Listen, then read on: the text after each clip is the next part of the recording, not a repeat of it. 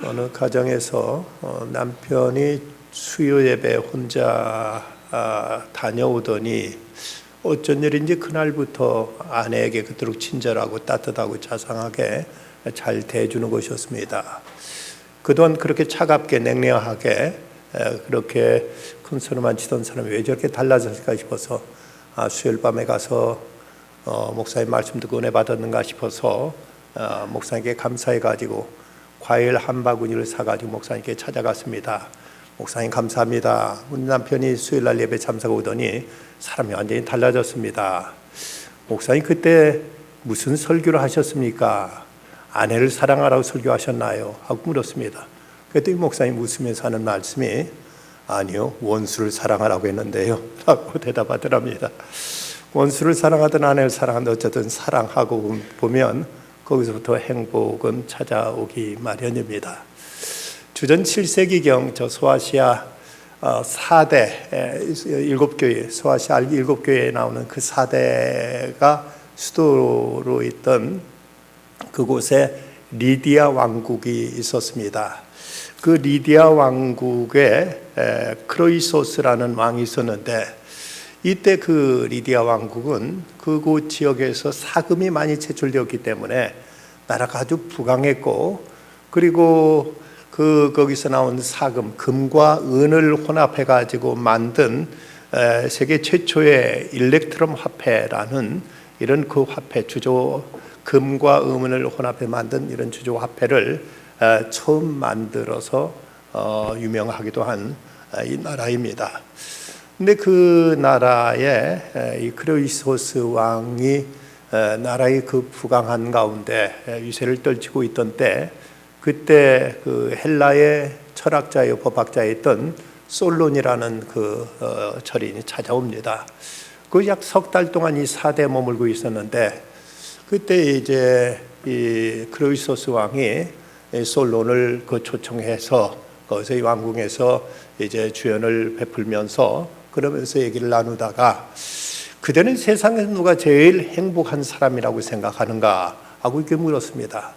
이렇게 물었을 때는 세계에서 가장 이제 행복한 사람은 바로 당신 크로이소스 왕입니다. 난 이런 말을 할 걸 기대하면서 이렇게 이 솔론에게 물었던 것입니다.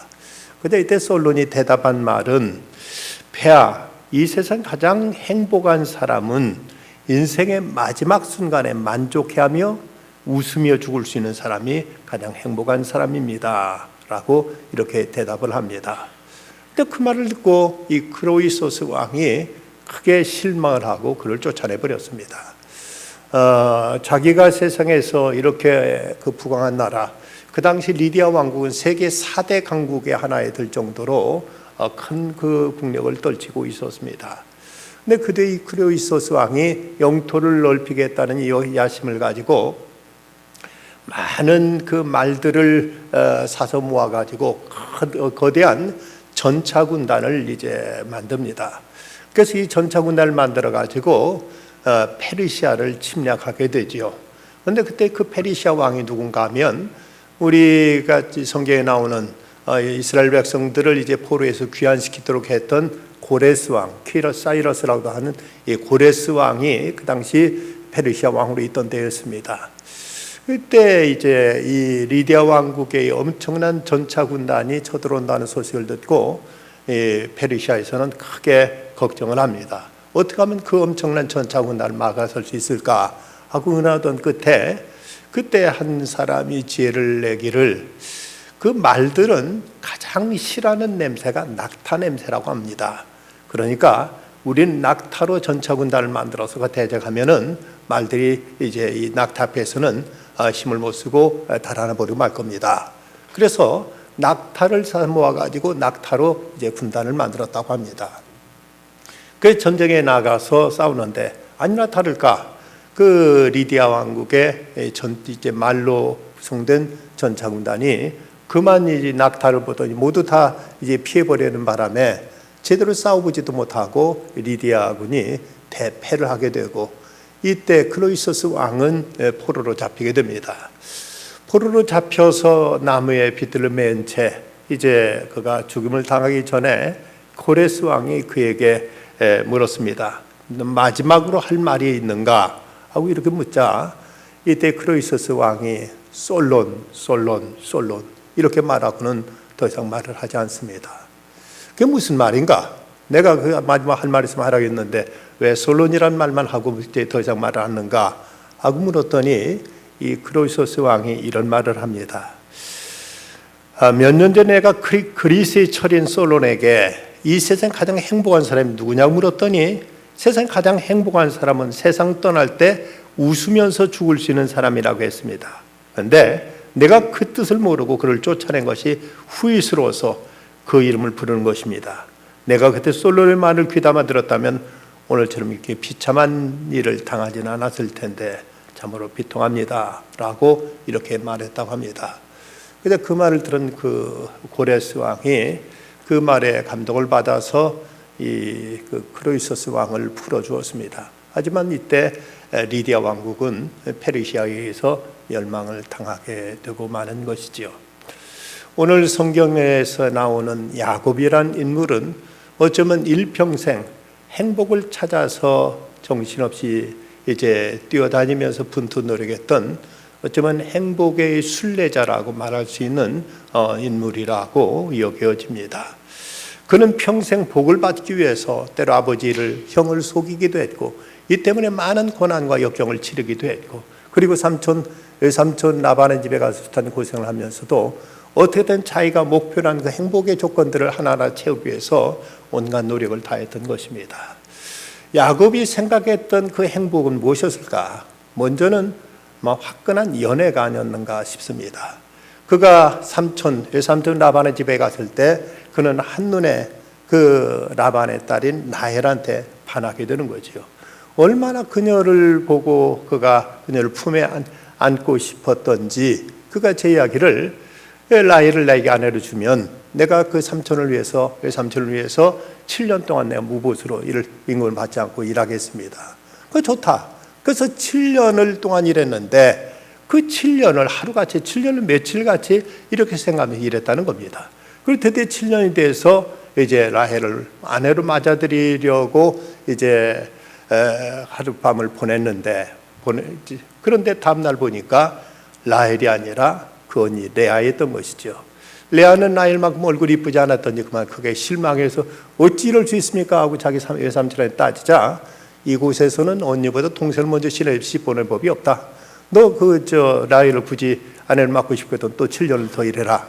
그래서 야곱은 처음 7년 나중에 7년 토합 14년 동안을 한 여자를 얻기 위해서 이렇게 그가 머슴살이를 했던 것입니다. 여러분 세상에 한 여자를 얻기 위해서 14년 동안 이렇게 머슴살이 했다는 얘기 다른 데 들어보셨습니까? 어떤 남자가 한 여자 얻기 위해서 무려 14년 동안 이렇게 갖은 고생 다 하면서 자기 청춘을 자기 젊음을 다 바칠 만큼 이렇게 모든 걸 다 쏟아붓는 사람이 어디 있을까? 어떤 남자가 한 여자를 만나서 그게 프로포즈를 했다고 하죠. 그러자 그 여자가 당신이 진정성을 내가 믿을 수 없으니까 밤마다 우리 집 앞에 와가지고 저 나무에다가 하트 모양을 그리고 가는 일을 100일 동안 하면 당신의 진정성을 믿겠다 하고 이렇게 말했다고 합니다. 그저 그날부터 밤마다 그곳에 와서 하트 모양을 그리고 갔습니다. 하루, 이틀, 사흘, 나흘, 열흘, 20날, 50일, 60일, 70일, 80일, 드디어 99일째 되던 날 여자가 창밖을 낸다 보니까 그날도 어김없이 와서 그 나무에다 하트 모양을 그리고 가는데 그날따라 비바람이 치고 밤은 막 번개가 번쩍이고 이제 날이가 그렇게 굳은 날인데 이런 날도 이제 하루같이 어김없이 와서 하트 모양을 그리는 그 모습을 보고 큰 감동을 받아서 그녀는 신발도 신지 않고 밖으로 뛰어나갔습니다. 그 사람을 끌어안으면서 하는 말이 여보 당신 내일까지 기다릴 필요 없어요. 내가 당신 사랑을 이렇게 이제는 더 이상 의심하지 않겠어요. 오늘 밤이라도 우리가 결혼해요 하고 이렇게 그 남자를 끌어안고 말했습니다. 그랬더니 그 남자가 깜짝 놀라면서 아니요 저는 아르바이트생인데요 라고 이렇게 말하더라는 것이죠. 그 100일도 못 채워서 아르바이트로 대신하는 사람들이 있는데 이 야곱은 100일이 아니라 무려 14년간을 그렇게 지성을 다했으니 얼마나 그가 그의 사랑을 얻기 위해서 자기 모든 걸 다 쏟았는가. 그때 그 마음은 어찌하든지 내가 이 여자만 얻으면 나는 행복하리라. 더 이상 아무것도 필요 없다. 이건 하나만 다 되리라는 이런 생각 가지고 그는 무려 14년 동안을 머슴살이한 끝에 그는 드디어 사랑하는 라헬을 자기 품에 안게 됩니다. 그런데 야곱은 또 하나의 다른 어떤 것이 그것만으로 만족이 다 되지 않았던지 또 다른 어떤 이제 행복의 조건을 찾기 시작합니다. 그것은 옛날 우리 조상들도 그랬듯이 우리의 어떤 행복의 어떤 조건 중에 하나가 소위 부귀다남이라는 것이죠. 부하고 귀하고 또 자식이 많아야 행복하다. 이래서 야곱은 4명의 여자 아내로부터 12명의 아들을 낳고 또 디나라는 딸 하나, 거기다가 이제 아내가 4명과 자기까지 하면 토탈 18명의 그 대가족을 이루게 됩니다. 그렇게 됐으니 얼마나 이제 거기가 엄청난, 이래서 이제 12명의 아들이 나중에 이스라엘 각 지파를 이루게 되는 것이죠.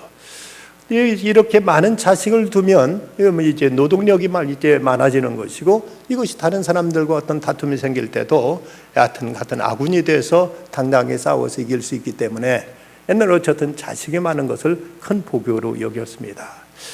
프랑스의 그 작가인 크리스티앙 자크의 소설, 장편 소설 가운데 람세스에 보면 실제 인물, 이집트의 람세스에 대한 태양의 왕을 불렸던 람세스에 대한 이야기가 그려지고 있습니다.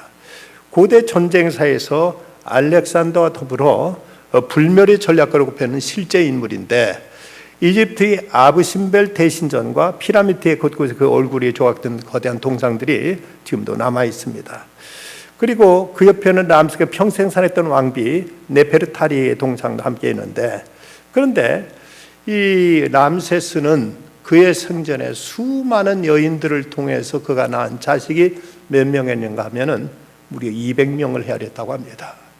한 사람이 이렇게 많은 자식을 둔 것은 이걸 통해서 의적을 막을 뿐만 아니라 궁지국 내부에서도 이제 어떤 누가 람세스의 후계자인지 이것을 이제 분간하지 못하게 해서 왕족을 보호하고자 하는 이런 어떤 계산도 거기에 내포되어 있었다는 것입니다. 이 당시는 이렇게 많은 가족을 거느리게 되면 이것이 어떤 행복의 조건으로 생각했었던 것이죠. 그런가 하면 또 하나, 그가 행복의 조건을 생각한 것이 있었다면 그는 재물을 행복의 조건이라고 생각했던 것 같습니다. 야곱이 자기 형을 만나기에 앞서서 그 형에게 보냈던 소위 뇌물, 그에게 준 그 선물이 양이 얼마나 되는가 하면 창세기 32장 13절로 15절 사이에 보면 이렇게 말씀하고 있습니다. 그 소유 중에서 형 에서를 위하여 예물을 택하니 암염소가 200이요 순염소가 20이요 암양이 200이요 순양이 20이요 전나는 낙타 30과 그 새끼요 암소가 40이요 황소가 10이요 암나귀가 20이요 그 새끼 나귀가 10이라. 이것이 자기 전 재산이라고 해도 엄청나죠. 그 당시 목축업을 그렇게 크게 하지 않던 때였는데, 이 정도가 자기 전 재산이 아니라 이건 형한테 선물로 로비를 위해서 주는 선물이 이 정도 양이었습니다. 제가 정확한 시세는 모르지만 대충 제 나름으로 한번 얼추 계산해 보니까 이 정도만 되면 현시가로 한 10억 원어치쯤 되겠다 싶은 이런 계산이 나왔습니다. 선물로 10억 원 줄 수 있을 정도라면 이건 대단한 거죠. 자기 전 재산이 얼마일지 모르지만 어쨌든 자기가 선물로 형한테 10억 원가량이나 되는 이런 엄청난 재산을 줄 수 있을 정도라면 그 당시 그 얼마나 많은 재산을 모았는가 하는 것을 충분히 짐작할 수 있습니다. 이렇게 야곱은 그가 원했던 사랑도 얻었고 많은 자식도 그는 거느렸고 그리고 이렇게 엄청난 재산도 모았습니다. 그런데 과연 그가 행복했는가? 이제 만족한가? 그에게는 참된 평안이 없었고 그에게는 참된 안식이 없었고 늘 불안과 뭔가 쫓기고 두려움에 그는 시달리며 살아야 했습니다. 그래서 그가 나중에 훗날 그가 애굽의 그 바로 앞에 섰을 때 이런 얘기를 하고 있습니다. 내 나그네 길의 세월이 130년이니이다. 내 나이가 얼마 못 되니 우리 조상의 나그네 길의 연조에 미치지 못하나 험악한 세월을 보내었나이다. 험악한 세월을 보내었나이다. 창세기 47장 9절 말씀입니다. 그는 이렇게 자기가 하고 싶은 거 다 해봤고 얻었고 모든 걸 다 이제 누렸지만, 그러나 그의 삶은 평안이 없었고 늘 이제 두려움과 불안에 쫓기면서 험악한 세월을 보냈노라고 이렇게 그는 고백하고 있습니다. 여기 그가 얻으려고 했던 것들, 그가 누리려고 했던 것들 다 그는 찾았지만, 얻었지만 그에게는 참된 행복이 없었고 참된 만족이 없었던 것입니다. 미국의 백화점 왕이었던 제이십 페니가 그의 자서전에서 이런 말을 합니다. 나는 1849년 금광을 찾으려고 캘리포니아 갔던 사람들의 얘기를 많이 들었다. 그런데 그들 중에 금광을 찾은 사람들은 불행한 삶을 살았고, 금광과 함께 하나님을 찾은 사람들은 성공적이고 행복한 삶을 살았다고 이렇게 말하고 있습니다.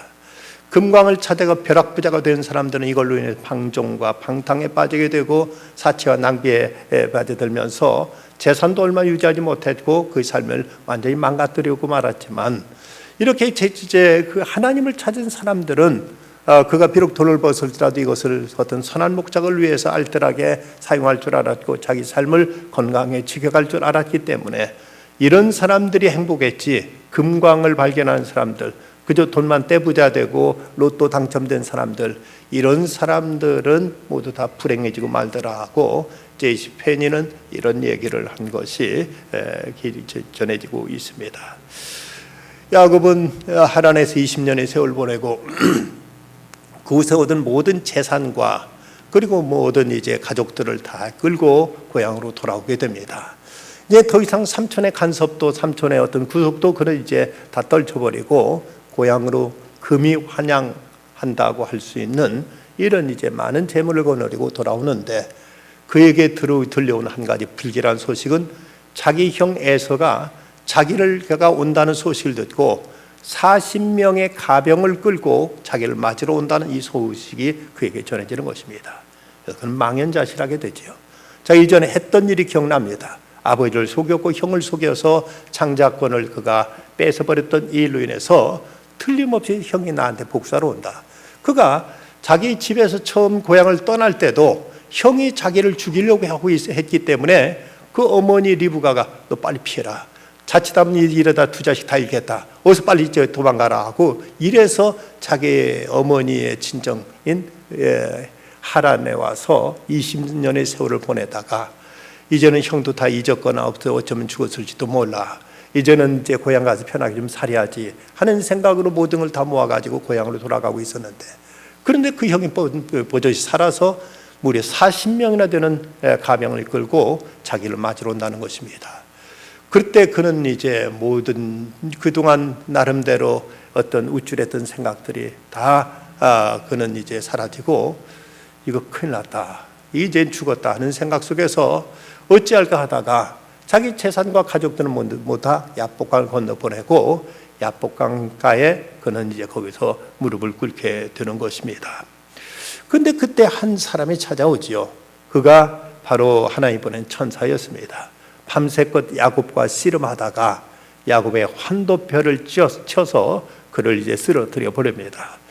환도표가 위골되었을 때 야곱이 묻습니다. 당신이 무엇입니까? 그냥 그가 대답하기를 어찌하여 내 이름을 묻느냐 하고 이제 이렇게 대답합니다.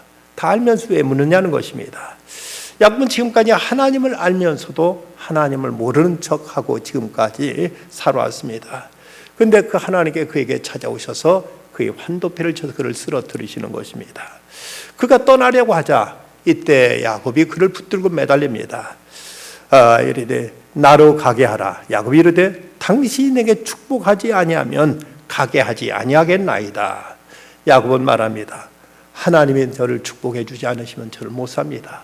하나님이 저를 도와주지 아니하시면, 저를 지켜주지 않으시면 저는 살아남지 못합니다. 하나님 제발 나 좀 살려주십시오 하고 이렇게 매달린 것입니다. 그때 그 사람이 그에게 이르되 내 이름이 뭐냐? 그 이르되 야곱입니다. 그 이르되 내 이름을 다시는 야곱이라 부를 것이 아니요 이스라엘이라 부를 것이니 이는 내가 하나님과 및 사람들과 괴로 이겼음이라 하고 이름을 야곱이란 이름을 이제 사기꾼이란 뜻을 가지던 야곱이라는 이름을 하나님과 겨루 이겼다는 이스라엘이라는 이름으로 바꿔 주십니다. 그때 그는 그곳 이름을 이제 브니엘 하나님의 얼굴이라는 말로 그곳에 이제 바꾸고 그가 이르기를 하나님과 대면을 보았으나 내 생이 보존되었다며 했더라고 말합니다. 그에게는 모든 걸 다 얻었다고 생각했지만 그러나 이제 모든 걸 다 잃어버릴 그 순간에 하나님을 만남으로 그 새로운 또 인생의 전기를 마련하게 됩니다. 여기서 야곱이 철저하게 깨달은 것이 있었다면 무엇이었을까? 그는 행복이라는 것이 그저 아름다운 여인을 품고 그리고 많은 자식 거느리고 그리고 재산 많이 모으면 이것으로 다 되는 줄 알았는데 그것이 아니라는 사실을 깨닫게 됩니다. 여기서 철저하게 그 깨달은 행복의 하나의 조건은 하나님의 은혜다. 하나님의 은혜 없이는 결국 인간은 복될 수 없다는 사실을 그는 깨닫게 되는 것입니다. 그가 드디어 형과의 만나는 장면에 33장에 보면 이때 형이 그를 만났을 때 에서가 야곱에게 묻습니다. 여인 에서가 눈을 들어 여인들과 자식들 보고 묻되 너와 함께한 이들은 누구냐? 그저 야곱이 대답이 참으로 전혀 예상 밖의 대답이 그 입에서 나옵니다. 야곱이 이르되 하나님의 주의 종에게 은혜로 주신 자식들입니다. 하나님의 주의 종에게 은혜로 주신 자식들입니다. 라고 이렇게 말합니다. 지금까지 야곱이 살아왔던 때 야곱의 생각과는 전혀 동떨어진 이런 대답입니다. 그가 이 평상시 같으면 이 자식들이요? 내가 저 하란에 가서 내가 성공해가지고 내가 이제 아내를 넷이나 두고 그리고 여기서 내가 12명이 되는 아들과 딸을 낳았지요 하고 이렇게 자랑스럽게 말했을 거가 여기서 그가 대답한 말은 하나님께서 제게 은혜로 주신 자식들입니다 라고 이렇게 고백하는 것입니다. 그리고 그는 철저하게 모든 그 하나님의 은혜라는 고백을 합니다. 이어지는 말씀 보면 창세 33장 8절에 내 주께 은혜를 입으려 함이니이다. 10절에서 형님 눈앞에 은혜를 입었사오면 또 11절 하나님이 내게 은혜를 베푸셨고 내 소유도 족하오니 거듭거듭 야곱은 하나님의 은혜를 고백합니다. 은혜라는 것은 공짜라는 것이죠. 내 공로와 상관없다는 것이죠. 내 의지나 내 노력에 의해서 얻은 것이 아니라 철저히 하나님이 거저 주신 하나님의 호의라는 것입니다. 지금까지 모든 것 자기가 수단과 방법을 가리지 않고 자기 의지대로 살았던 야곱이었지만 여기서 그는 하나님 앞에 거꾸러지고 나서 하나님의 은혜입니다 라고 이렇게 고백하고 있습니다. 철학자 파스칼은 이런 말을 합니다. 인간의 마음속에는 커다란 구멍이 뚫려 있다. 그 구멍은 세상적인 쾌락이나 물질이나 명예나 권세로 채울 수 없다. 그럴 경우 오히려 실망과 불만족과 허무만 남게 된다.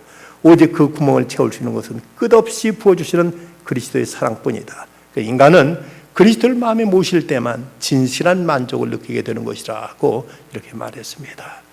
지금까지 그는 자기 의지로, 자기 노력으로, 자기 야심과 자기 어떤 이제 인생의 자기의 목적을 위해 수단과 방법을 가리지 않고 모든 걸 이루고 성취해냈지만 그러나 그것이 다 무의미하다는 걸 깨닫고 하나님의 은혜 없이는 살 수 없다는 사실을 알고 철저히 모든 하나님의 은혜라고 이렇게 고백하기에 이르게 됩니다. 그가 또 하나 깨달았던 행복의 조건은 이것이 평화라고 생각한 것 같습니다.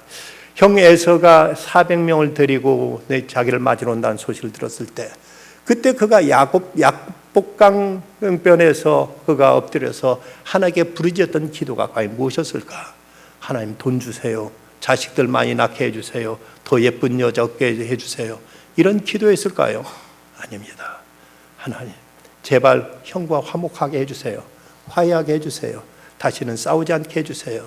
서로 형제로 만날 수 있게 해주세요. 이것이 아마도 야곱의 가장 간절한 기도였을 것입니다.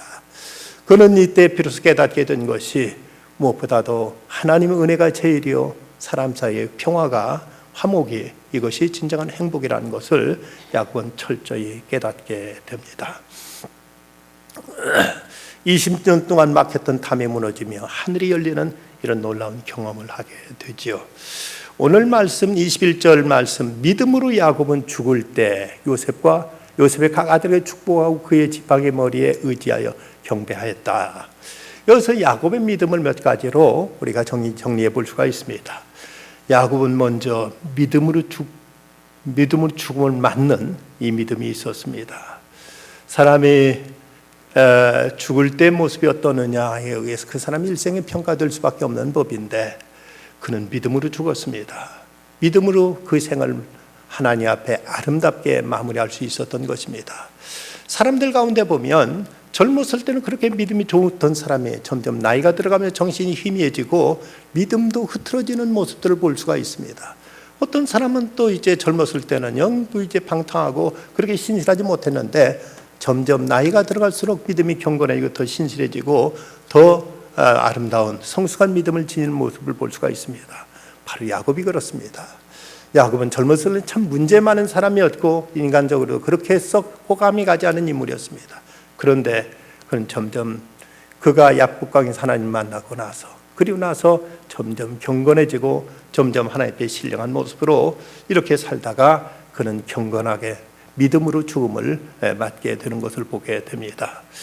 성사학자 아더 핑크는 말하기를 야곱의 생애는 안개 낀 아침에 안개가 헤치고 떠오르는 태양과 같다. 안개를 헤치고 떠오르는 태양과 같다. 어둠에 젖어 있었고 그는 짙은 안개에 가려 있듯이 그런 침침한 그런 상태이지만 그러나 밝게 태양에 떠오르는 모든 게 선명하고 아름답게 빛나는 것처럼 야곱의 삶은 날이 갈수록 더 경건해지고 날이 갈수록 더 신령해졌습니다. 우리가 믿음으로 사는 것이 중요한 만큼 믿음으로 죽는 것도 절대로 우리에게 필요한 일입니다. 애써 젊은 날 잘 믿었다고 했는데 그런데 마지막에 가서 믿음이 흐트러지고 믿음이 나중에 무슨 일인지 믿음 부정하게 된다면 이처럼 참으로 유감스러운 일이 어디가 있겠습니까? 그런데 믿음으로 죽기 위해서는 또한 우리가 믿음으로 살아야 이것이 가능한 일이죠. 레오나르도 다빈치가 이런 유명한 말을 했습니다. 잘 보낸 하루가 편안한 잠자리를 가져다 주듯이 잘 보낸 일생이 편안한 안식의 죽음을 선물한다. 하루를 잘 보내야 저녁 잠자리가 달듯이 우리 일생을 잘 보내야 복된 죽음을 맞을 수 있는 것입니다. 우리는 우리 야곱처럼 믿음으로 죽기 위해서 오늘 말씀에 믿음으로 야곱은 죽을 때 믿음으로 야곱은 죽었다 하고 이렇게 표현하고 있다면 우리의 죽음도 믿음으로 우리는 죽음을 맞이할 수 있어야 될 것입니다. 죽음이라는 것은 무슨 큰일 나는 것으로 심판받는 것, 저주를 생각하고 어떻게든 안 죽으려고만 발버둥 치는 것은 믿는 사람의 모습이 아닙니다. 어느 때든 주님 부르시면 기꺼이 가겠다는 자세, 오히려 어찌 보면 이 세상의 모든 근심, 걱정, 무거운 짐 다 내려놓고 이제는 하나님 품 안에 한 영원한 안식을 누릴 것이에 어느 날이라도 어느 때를 부르시면 기꺼이 가겠습니다 하는 자세로 단지 그날 하나님 앞에 설 때 부끄럽지 않도록 우리 이 땅에서 최선을 다해서 살고자 하는 이 자세만이 우리에게 믿음으로 죽는 죽음에 있어서 우리가 준비해야 될 모습이라고 말할 수가 있습니다. 그런가 하면 그는 또한 사람의 뜻을 버리고 하나님의 뜻을 따르는 이런 믿음으로 성숙해지는 것을 보게 됩니다. 요셉의 각 아들에게 축복하고 요셉의 각 아들에게 축복했다고 말씀하고 있는데 이 말씀에 대한 배경은 창세기 48장에 야곱이 이제 자기 가장 사랑했던 아들 요셉의 그 두 아들에게 축복하는 모습에서 그 배경을 우리가 찾을 수가 있습니다. 이때 야곱은 내가 낳은 두 아들 에브라임과 므낫세는 내 것이라고 이렇게 말하면서 요셉이 원래는 한 지파인데도 레위 지파가 그 12지파에서는 빠져나게 되죠. 하나님을 섬기는 지파를 빠져나게 된 대신 요셉이 이제 그 아들 므낫세와 에브라임이 이제 두 지파로 나눠서 다시 12지파가 됐죠. 그런데 여기서 이제 요셉의 두 아들을 축복하는데 야곱이 먼저 에브라임을 먼저 언급합니다. 분명 그 먼저 장자는 므낫세인데 야곱이 므낫세보다 에브라임 먼저 언급하는 것입니다. 그런데 그 당시 이스라엘의 눈이 나이로 말미암아 어두워서 보지 못하더라고 해서 눈이 어두웠다고 했는데 그가 눈이 어두워서 이런 것은 아니었습니다. 요셉은 그의 장남 므낫세를 야곱의 오른편에 앉혔고, 그리고 에브라임은 왼편에 앉혔는데, 야곱은 팔을 어긋나게 해서 오른손을 에브라임 쪽에, 그리고 왼손을 므낫세 쪽에 얹으면서 이렇게 축복을 했던 것입니다. 요셉이 그 아버지가 오른손을 에브라임 머리에 얹은 것을 보고 기뻐하지 아니하여 아버지의 손을 들어 에브라임 머리에서 므낫세 머리를 옮기고자 하여 그의 아버지에게 이르되, 아버지여 그리 마옵소서, 이는 장자니 오른손을 그 머리에 얹으소서라고 이 말하자 아버지가 허락지 아니하며 이르되, 나도 안다 내 아들아, 나도 안다 하면서 지금 눈은 어두웠지만 모두는 다 알고 있었습니다. 그것은 하나님께서 그렇게 섭리하시는 것을 야곱은 알고 있었기 때문입니다. 인간적인 상식으로는 당연히 장남에게 오른손을 얹고 차남을 왼손을 얹는 것이 그 당시의 어떤 이제 전통이었고 관례였는데, 야곱은 하나님의 섭리가 다른 데 있음을 알고 오른손을 들어서 에브라임 머리에 손을 얹어 축복하는 이런 모습을 보여주고 있습니다. 그는 점점 하나님의 뜻에 예민했고, 그 뜻을 따르는 일에 있어서 어떤 인간의 상식과 어떤 세상적인 기준보다 늘 하나님의 뜻에 민감하게 그 뜻을 쫓아서 준행했던 것을 우리가 여기서 찾아볼 수 있습니다. 예수님은 아버지가 할만하시거든 이 잔을 내게 지나가게 하옵소서, 그러나 나의 원대로 마시옵고 아버지 원대로 하시옵소서. 하나님의 뜻을 분별하고 그 뜻을 행하는 것이 인생의 성패가 여기에 달려 있습니다. 그래서 조지 트루엣은 이런 말을 했죠. 인간의 최고의 지식은 하나님의 뜻을 아는 것이다. 그리고 인간의 최고의 업적은 그 하나님 뜻을 행하는 것이라고 말했습니다. 이건 우리가 얼마만큼 하나님 뜻에 예민한가, 얼마나 하나님 뜻에 우리가 민감한가, 얼마나 그 하나님 뜻을 분별하고 그리고 우리가 깨닫는 그 말씀을 지켜 준행하려고 하는가. 여기서 이 야곱은 어떤 인간의 상식을 떠나서, 어떤 세상적인 전통을 떠나서 지금 이 일에 있어서 하나님 뜻이 어디 있는가를 알았고, 그리고 그는 그 뜻이 바로 에브라임에게 있다는 것을 알고 오른손을 들어서 에브라임 머리에 손을 얹고 왼손을 들어서 므낫세에 손을 얹으면서 이렇게 하나님 뜻에 예민하게 반응하는 모습을 보여주고 있습니다. 또 하나 이제 야곱의 믿음은 영원한 나를 바라보며 힘을 다해 정성을 다해 경배하는 믿음이었습니다. 오늘 말씀 끝부분에 보면은 그 지팡이 머리에 의지하여 경배하였으며, 그 지팡이 머리에 의지하여 경배했다. 이제는 혼자 서기도 힘든 이때 지팡이에 의지해가지고 그러면서도 하나님께 예배를 드리고 있는 이 모습이 얼마나 경건한 모습인가.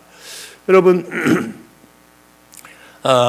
어떤 이제 뭐 사람마다 이제 기대하는 어떤 나는 몇 살까지 살았으면 좋겠다는 이런 뭐 소원을 생각할 수 있겠죠. 그런데 제가 신학교 다닐 때 섬겼던 교회 목사님이 하시던 얘기가 저는 늘 기억나는데, 그분은 하신 말씀이 자기는 기도하기를 하나님께 부르시는 그날 새벽까지도 새벽 기도한 쌓고 와서 죽었으면 좋겠다고 이런 말씀하시는 것이었습니다. 오직 복이 얼마나 좋겠습니까? 그것까지는 혹시 저는 못할지라도 적어도 그 주일에는 예배드리고 와서 죽었으면 좋겠다는 게 제 소원입니다. 그 주일날까지는 뭐 새벽까지도 할 수 있으면 더 좋겠지요. 하지만 그것도 아니더라도 그 주일까지 예배드리고 그 주간에 하나님 부르셔서 간다면 얼마나 좋은지, 얼마나 복될까 생각하는데, 지금 야곱의 지팡이 머리에 의지하여 하나님께 경배했다고 보면 자기 몸 하나도 지금 자기 혼자 서기에 힘겨운 이런 노구에 이때도 경건히 하나님께 예배드리는 이런 그 아름다운 모습을 보여주고 있습니다. 그런데 그가 야곱은 이제 죽기 전에 여기 말씀에 대한 배경을 보면 창세기 47장 27절 이하의 말씀에 이스라엘이 힘을 내어 침상에 앉아 요셉에게 이르되, 이전에 가나안 땅 루스에서 전능하신 하나님이 내게 나타나사 복을 주시며 내게 이르시되, 내가 너로 생육하고 번성하게 하여 내게서 많은 백성이 나게 하고 내가 이 땅을 내 후손에게 주어 영원한 소유가 되게 하리라 하셨느니라. 가나안 땅을 그 후손에게 주신다는 하나님의 약속을 또 다시 이제 요셉에게 상기시키고 있습니다. 지금 그럴 수 있는 가능성이 거의 보이지 않는 그런 데일만 이런 축복을 전하면서, 그러면서 그는 이제 지금 야곱은 자기 아들 요셉 덕에 애굽에 와서 호의호식하고 편하게 잘 지내고 있습니다. 그럼에도 불구하고 야곱이 지금 이 가나안 땅을 얘기하고 있는 것은 그의 마음은 저 가나안 땅, 하나님이 약속하신 땅, 거기에 가 있음을 보여주고 있습니다.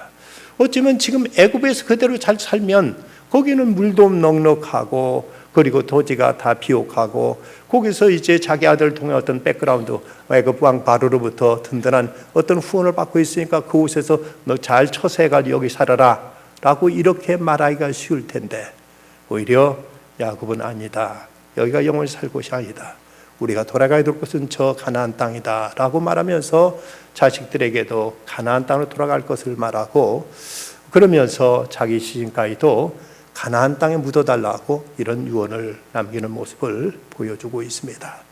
그는 늘 시온, 예루살렘을 항상 사모하고 그곳을 그리워하며 그곳을 향해서 항상 하나님께 경배드리는 일을 쉬지 않았던 것입니다. 시편 128편 5절과 6절 말씀 보면 여호와께서 시온에서 내게 복을 주실지어다. 너는 평생에 예루살렘의 번영을 보며 내 자식의 자식을 볼지어다. 이스라엘의 평강이 있을지로다 라고 이렇게 노래하고 있습니다. 야곱의 마지막 장면을 창세기 47장 31절에 보면 야곱이 또 이르되 내게 맹세하라 하매 그가 맹세하니 이스라엘이 침상몰에서 하나님께 경배하니라. 그는 이제 자기를 저 가나안 땅에 묻어달라고 이렇게 부탁하고 맹세하라고 하고, 그리고는 이제 다시 한번 침상머리에서 하나님께 경배하고 그러면서 이렇게 숨을 거두는 모습을 보여주고 있습니다. 얼마나 아름다운 모습, 얼마나 경건한 모습, 얼마나 참 부러운 모습입니까? 마지막까지 경건히 하나님 앞에 예배하고 그리고 단정하게 누워서 숨을 거둘 수 있다면 이보다 더 복된 죽음이 과연 어디에 있겠는가 생각됩니다. 야곱의 어떤 이렇게 이게 성숙한 믿음의 사람을 변화될 수 있었던 어떤 계기가 어디에 있었을까?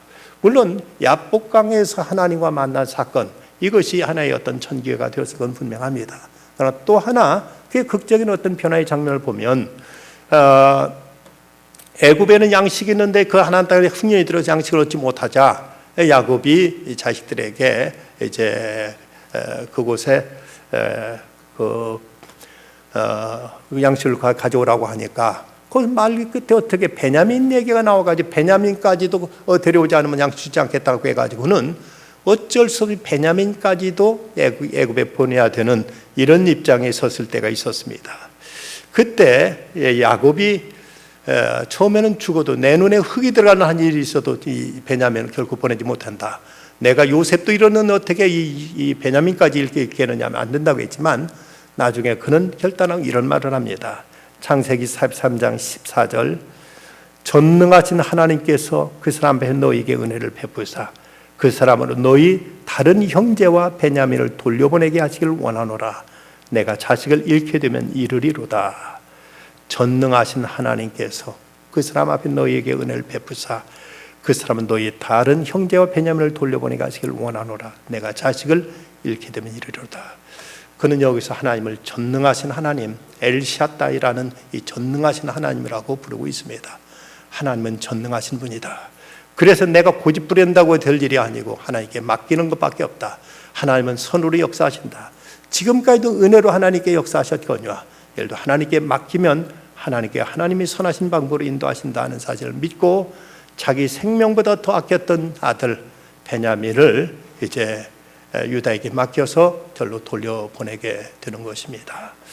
이 모습 속에서 야곱이 완전히 변화된, 이젠 전적으로 하나님만 의지하고 하나님만 신뢰하는 이런 모습 변화된 것으로 이렇게 성서학자들은 해석하고 있습니다. 미국의 유명한 도미노 피자와 디트로이트 타이거즈 구단의 구단주인 타마스 모네간이 그가 사업을 해서 크게 성공을 거뒀고 그래도 그는 지칠 줄 모르고 사업의 정력을 막 버텨가라고 있던 때 그가 어느 날 그 삶에 대한 회의가 생깁니다. 내가 이렇게 사업을 자꾸 확장하지만 도대체 내 인생이란 뭘까 하는 문제로 그런 고심하는데 그때 마침 자기가 27에이커, 우리 땅, 우리 평수라면 33,000평 대지에다 집을 짓고 있었습니다.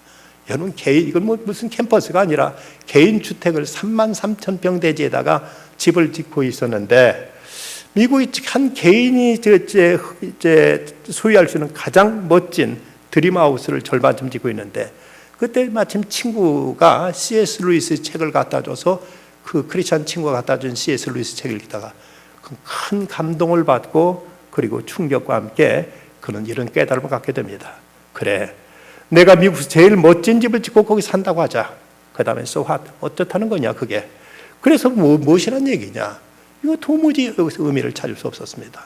그래서 공사를 중단하고 설계를 바꿔서 그곳을 이제 아름다운 훌륭한 어떤 이제 복지재단, 복지센터를 만들어서 많은 사람들을 돌보고 섬길 수 있는 이런 곳을 만들었고, 지금까지 자기가 살기에 좋았다고 생각, 그렇게 엄청난 드림하우스를 지으려고 했는데 지금 살고 있던 집도 넓다고 생각해 집을 줄이고 더 작은 집으로 가서 그는 하나님을 섬기고 이웃을 섬기면서, 그러면서 인생의 새로운 삶을 열게 됩니다.